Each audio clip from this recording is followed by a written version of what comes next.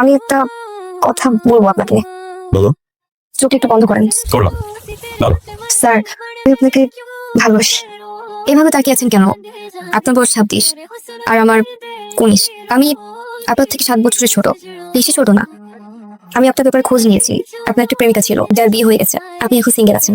তোমার কি মাথায় সমস্যা হচ্ছে কোনো? পুরোপুরি স্যার। কল করেছি না, মাস্টার একদম শুরু হয়ে গেছে। আমি তোমার টিচার।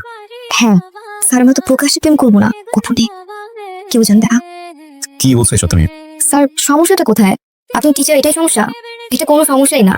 আমি কলেজ শেষ করব, অ্যাডমিশন পরীক্ষা দিব, চান্স পাবো, মেডিকেলে ভর্তি হবো, পাশ করবো, তারপর তো বিয়ে করবো। তখন তো আপনার ছাতে থাকবো না। বিয়ে পর্যন্ত ভেবে ফেলেছো তাই না? বাচ্চার নামও রেখে ফেলেছি স্যার।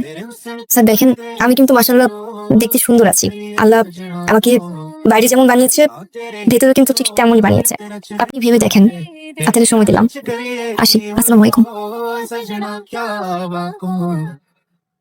तेरे ही जोर ते नचदे सारे तेरे प्यार च करिए की हुण वो सजना क्या वाको तेरे ते मैं वारी जावा तेरे गुन गावा मैं तेरे बिन जी लगदा नहीं है बस तेनू चावा मैं हुण रवा